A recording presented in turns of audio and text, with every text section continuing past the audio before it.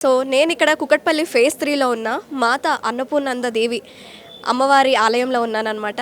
ఈరోజు నాతో పాటు ఉన్నారనమాట. చాలా ప్రత్యేకమైన చాలా స్పెషల్ గెస్ట్ అనమాట. అమ్మ నిజంగా ఆ లలితమ్మ అమ్మవారిలానే ఉంటారనమాట. సో ఆవిడకి 88 ఏళ్ళు, చూడ్డానికి అలా ఉండరు. చిన్న పిల్లలాగా పనిచేస్తూ ఉంటారు. అందరికీ నిత్య అన్నదాన కార్యక్రమం కూడా చేస్తూ ఉంటారు. ఆవిడ గురించి స్పెషల్‌గా మాట్లాడాల్సిందే. సో జస్ట్ ఒక స్మాల్ ఇంటర్వ్యూ, ఆవిడతోటి ఎక్స్‌క్లూజివ్ ఇంటర్వ్యూ మొదలెట్టేద్దాము. సో అమ్మ నమస్తే అమ్మ. శుభం. చెప్పండి. శ్రీ మాత్రే నమః. శ్రీమాత్రే నమః. అమ్మ మీ గురించి చెప్పండి అమ్మ. మీరు 88 సంవత్సరాల్లో లేరమ్మా అసలు. అంటే మీ వయసు ఉన్నా సరే మీరు చిన్నపిల్లల్లాగా అందరినీ దగ్గర తీసుకోవడము, పూజలు చేపియడం, అన్నదాన కార్యక్రమం నిర్వహించడం, ఇలా ఇదంతా ఎలా సాధ్యమవుతుంది? ఎలా అంటే అసలు మానవుడికి కావాల్సింది పట్టుదల.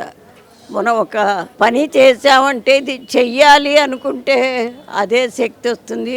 భగవంతుడిని నమ్ముకుంటే ఆవిడే నడిపిస్తుంది. అందరూ చేయగలరు అట్లా. ఎందుకు అంటే ప్రతి వాళ్ళల్లో ఆ అమ్మవారి శక్తి ఉంది. ఆ శక్తి ప్రకారం మనం బాధ్యతగా చేస్తే ఏ పనైనా కానీ ఖచ్చితంగా ఆవిడ మనకి సహాయం చేసి ఆ పని సక్సెస్ అయ్యేట్టు చేస్తుంది. అందువల్ల మొదటి నుంచి కూడా మేము మా ముత్తాతలు లలిత అమ్మవారిని ప్రతిష్ఠ చేసి ఎన్నో పూజలు చేసి ఆ పుణ్యమంతా మనకి మా వంశానికి దారిపోసారు. అందుకే ఇప్పుడు పూజలు చేసే వాళ్ళందరికీ కూడా మంచి అప్పటికప్పుడు జరగకపోయినా పిల్లలకి వంశానికి తప్పనిసరిగా ఆ పుణ్యమంతా ఫలితానికి వస్తుంది. కాబట్టి ప్రతి వాళ్ళు అసలు ఎప్పుడూ కూడా ఏదో కావాలి మనకి, దానివల్ల మనకు పుణ్యం సంపాదించుకోవాలని ఎప్పుడు అనుకోకూడదు. మనల్ని పుట్టించింది ఆవిడ కాబట్టి ఆవిడ రుణం మనం తీర్చుకోవాలి అని ఆవిడకి సేవ చేసుకుంటే అన్నీ ఆవిడే చేస్తుంది. అమ్మ ఈరోజు దాదాపు 150 కంటే ఎక్కువ మంది వచ్చారు. 180 అని చెప్తున్నారు. 180 మందితోటి మీరు సుహాసిని పూజ చాలా ఘనంగా నిర్వహించారు. అంటే ఈ సుహాసిని పూజ ప్రత్యేకత ఏంటి అసలు? ప్రత్యేకత అంటే అమ్మవారు మనకెప్పుడు ఆవిడ ఆ విగ్రహం కనిపిస్తుంది కానీ మనకెప్పుడు ఆవిడతో పరిచయాలు ఉండవు కదా, మనకు కనిపించదు కదా.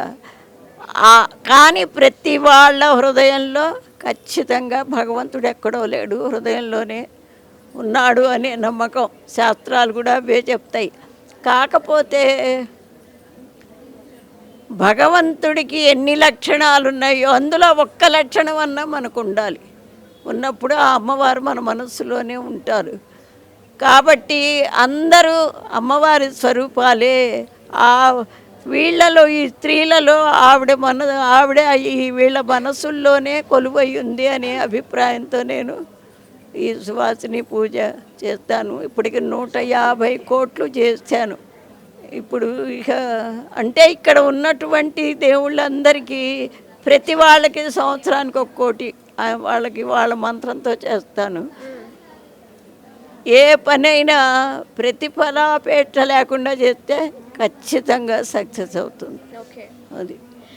అలాగే ఇంకోటి కూడా, కార్తీక మాసం ముగిసింది కాబట్టి నిన్న మనం కార్తీక మాసంలో రోజు ఆ శివయ్యనే కొలుస్తూ ఉంటాము. అమ్మవారికి కూడా కోపం వస్తుంది.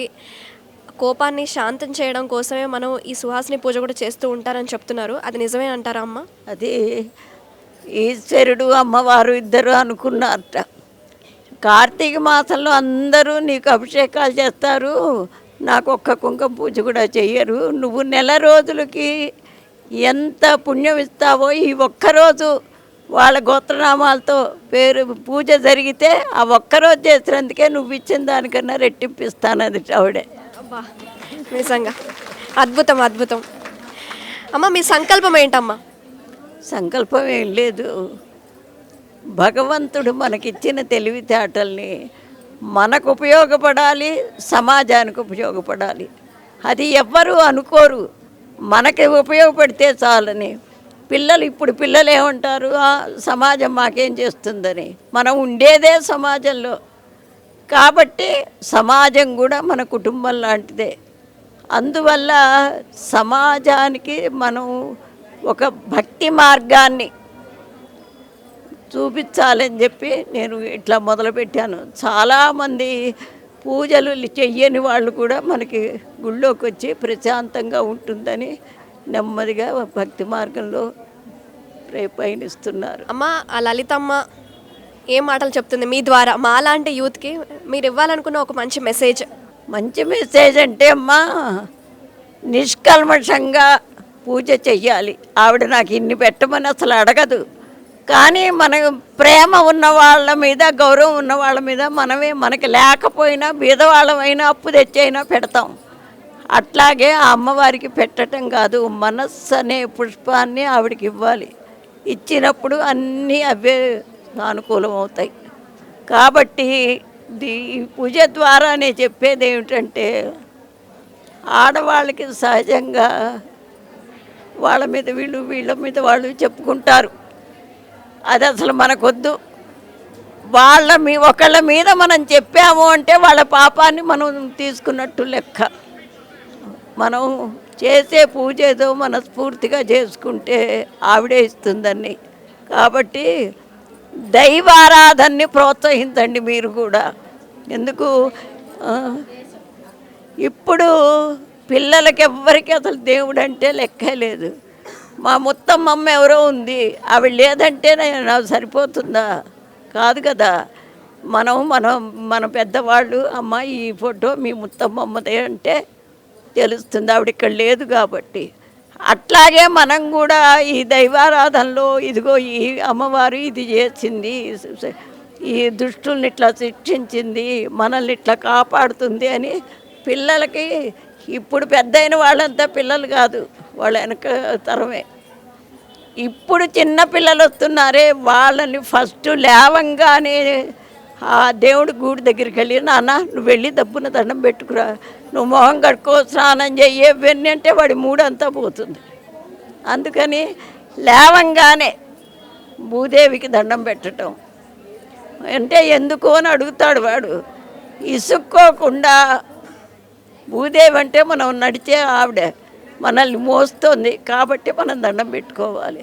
అట్లా నిదానంగా చెప్పుకుని పిల్లల్ని తయారు చేయండి బాగా. నిజంగా మన ఇండియా సంస్కృతి ఎంత గొప్పదో అది ముందు అసలు పెద్దవాళ్ళకి తెలియాలి. అమ్మ, రాముల వారు ఎందుకు వెళ్ళాడు అడవికి అంటే, అరే అరవాకురా అని అంటున్నారు తల్లులు. ఎందుకు అంటే వాళ్ళకే తెలియట్లా. అందుకని రామాయణం, భారతం, భాగవతం దాంట్లో ఉన్న నీతి ఏమిటి చిన్నగా వాళ్ళకి అర్థమయ్యేట్టు చిన్నగా చెప్పుకుని ఆ కష్టం మనం పడాలి. మనం ఇవాళ కష్టపడితే ఇంకా 10 ఏళ్ళకైనా మన వెనకటి జీవితం వచ్చేస్తుంది తప్పకుండా. కాబట్టి ఒకళ్ళ మీద ఒకళ్ళు చెప్పుకోవటం కాకుండా పూజకు వచ్చినప్పుడు వాళ్ళ యొక్క భావన అమ్మవారి మీద పెట్టి చేసుకుంటే సమాజం కూడా రక్షింపబడుతుంది. నేను ఏ పూజలో కోటి మొదలుపెట్టినా లోక కళ్యాణార్థం, స్త్రీల సౌభాగ్య ప్రీత్యర్థం అని నేను సంకల్పం చేసుకుంటాను. అందుకని అందరూ దాన్ని అనుసరిస్తే ఆవిడ్ని మనం సేవించినట్టే.